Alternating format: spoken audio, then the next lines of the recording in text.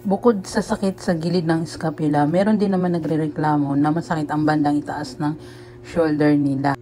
Sa experience ko as licensed massage therapist, kadalasan ng sakit na yan ay nanggagaling dito sa bandang taas ng scapula. Sundan nyo lang yung ginawa ko. Una, hinanap ko yung pinakatuktok o pinakataas ng scapula or yung sa shoulder blade. Tapos, dinidiin-diinan ko dyan. Tapos, hinto ako sa may pinaka side ng scapula.